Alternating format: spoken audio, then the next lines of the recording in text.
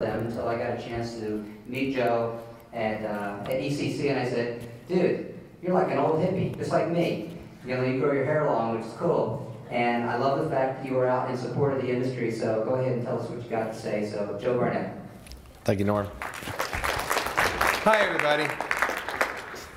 You ever been in that situation where you were sitting there scratching your head going, something's got to be done?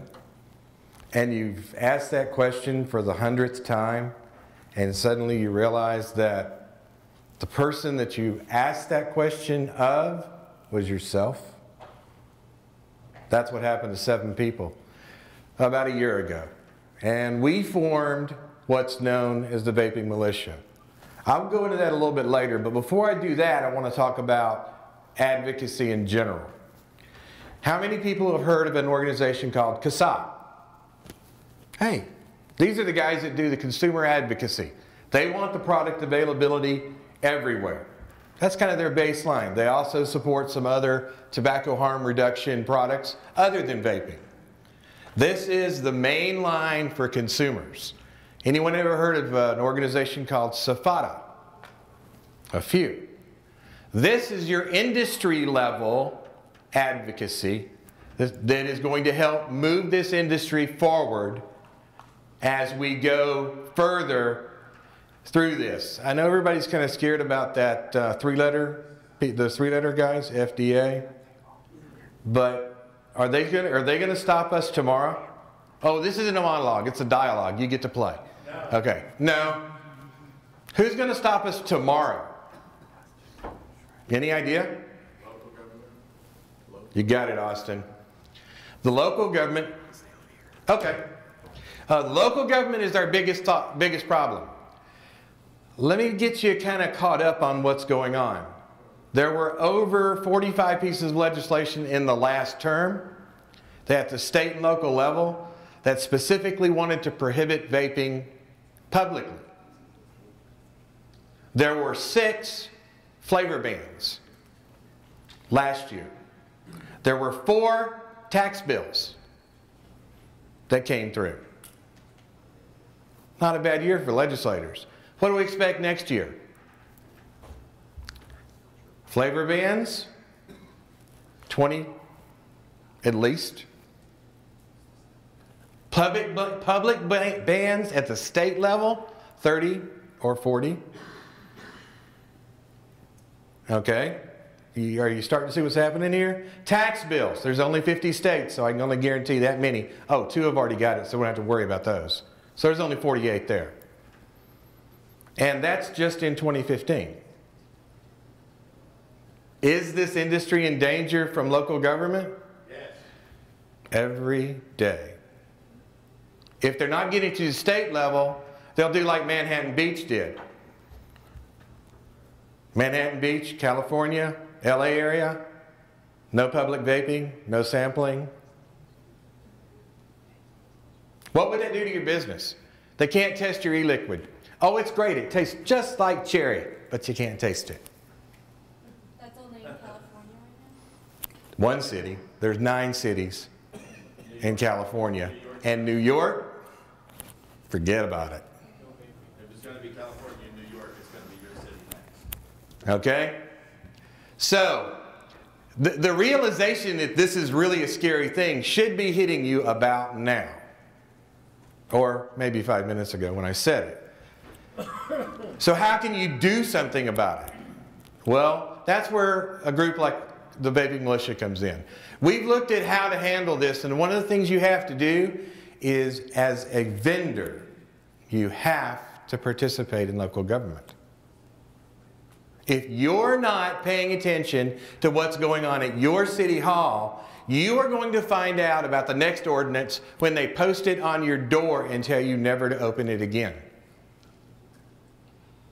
I hear vendors tell me, man, I am so busy, I got orders, I've got to get things done, I've got to get this done. And I ask them, have you checked at your city hall? No.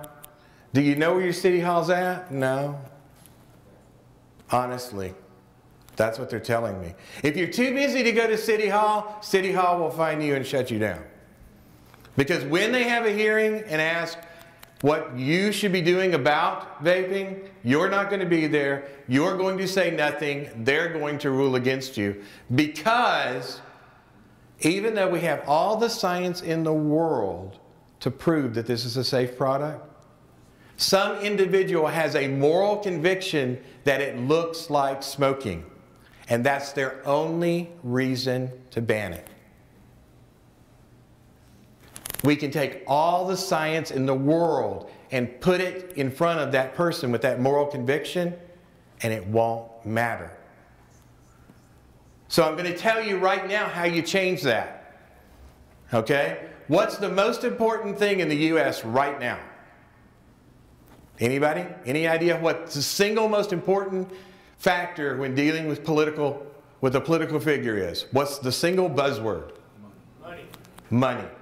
Jobs. You employ people. You have leverage. This is what you need to be going to City Hall and talking about how many jobs you create, the light bill that you play is an integral part of the community, being a part of that community. This is what vendors need to do. More than anything right now, should be your first imperative. Okay? Now, how many people feel well armed to go in front of a city council right now today and state your case? You do? That's awesome that some people do, because you know what? The real answer to that question is everybody. Because you can go and passionately talk about your business, and you don't need any studies. They're handy, but you really don't need them. Okay? But explaining to these legislators that you make a difference in the community is what's important. And if I get no other message, that's the first message I want to get to you guys. Now, there's a lot of landscape out there in advocacy. There's a lot of little groups that are out there, from different parts of the country, and everybody's trying to do the best they can, and they've got their own set of ideas. But the one thing that you guys need to do is, at a state level, you need to band together. Okay? I cannot stress that enough. I'm going to make a statement that is somewhat insulting, but please understand that it's very important. Egos will destroy this industry. If you are in competition with another vendor, you're making a mistake. There's more than enough customers out there. There's more than enough e-liquid. There's more than enough of everything. If you're doing your business right, the customers will come to you. You don't have to go out of your way to try and affect another's business. Okay? It's just a simple fact. You're going to need that other person to keep your doors open.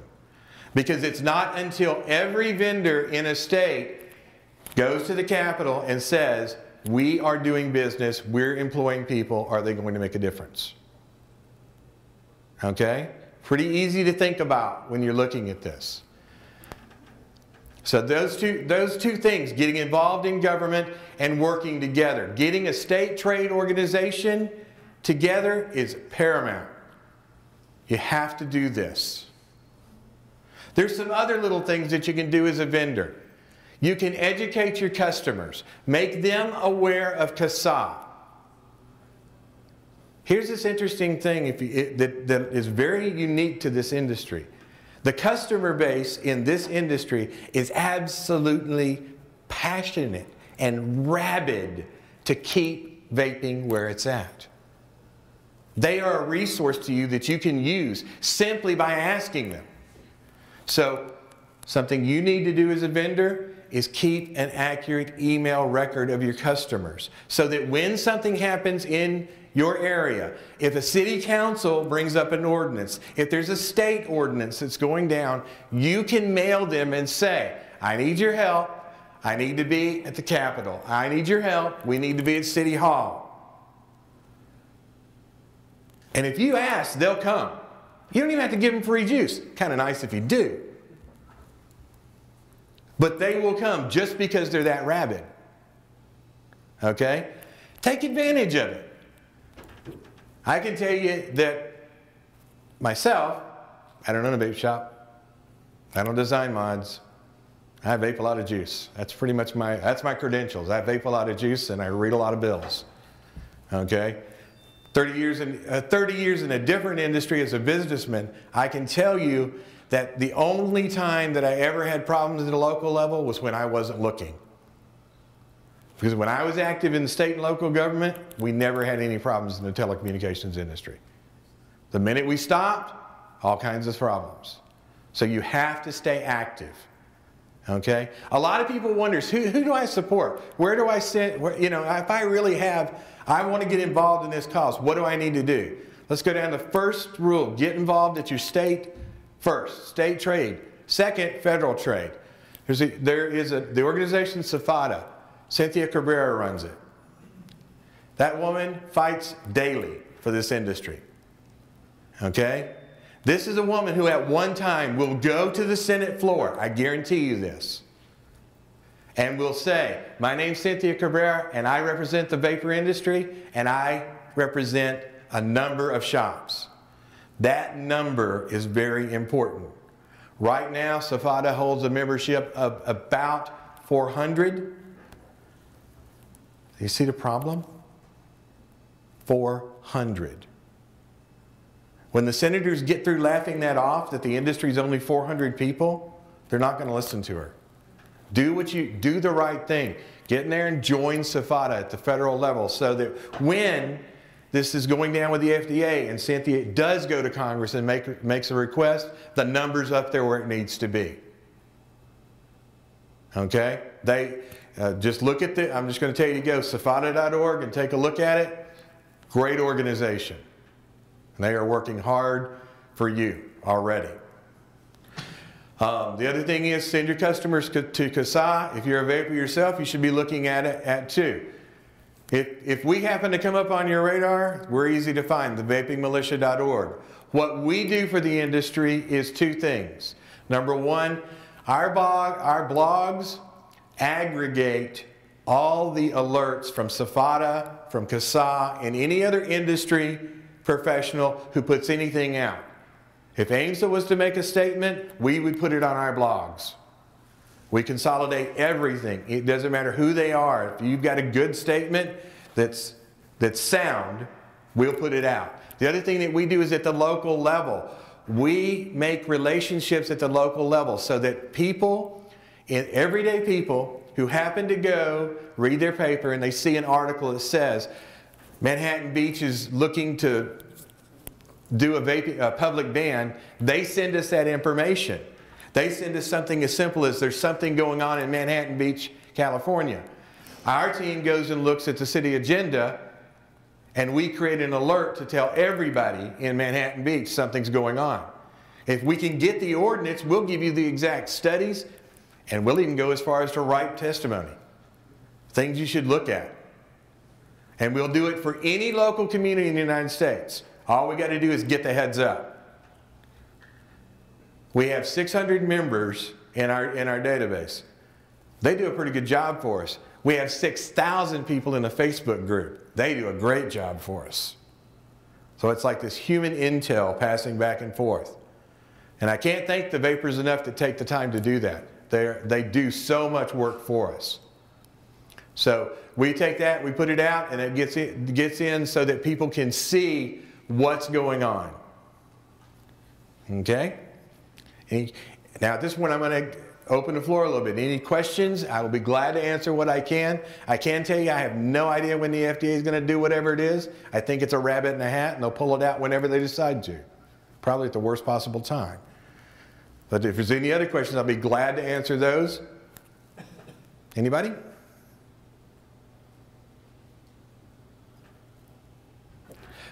Yes, Lou? Maybe you could tell folks a little bit about encouraging more consumers to encourage vendors to show up at these local hearings and speeches and really getting in front of these politicians, whether it's at the city level, municipal level, county level, state level.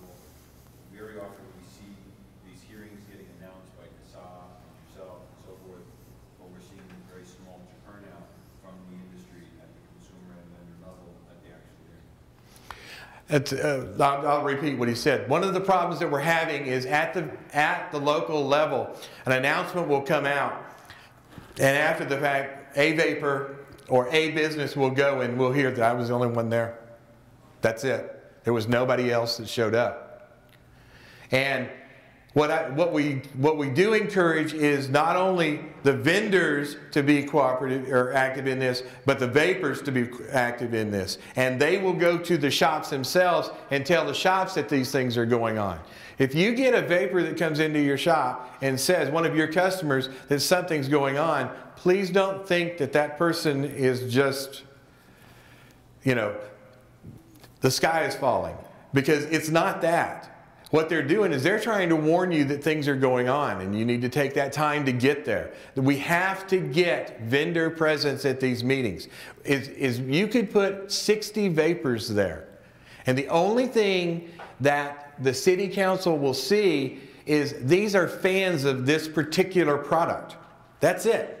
That's all they see. If you put a vendor in there, you're talking jobs, you're talking the light bill, the insurance, the rent that they pay, and that gets their interest. And of course the taxes. There's also one other thing I really do encourage you to do, even if you're not politically minded, okay? In the fights that are going on in the next few months, especially right now, elections are right around the corner. When you're making statements that you are trying to get something done, you need to remind your political officials that you're a voter. Okay? And to remind you this, that a political official, their term of office is determined by your votes. I'm not saying make any wild threats, but think about what I'm saying here. Your vote determines how long they have that job. Really good. There's a candidate. There is a candidate that is actually being backed by vapors here in New Mexico. Or excuse me, that's one state over.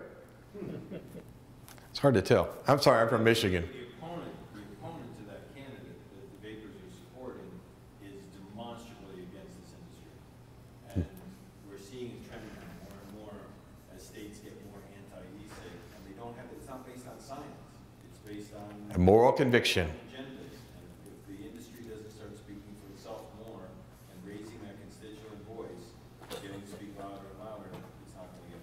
That's for sure.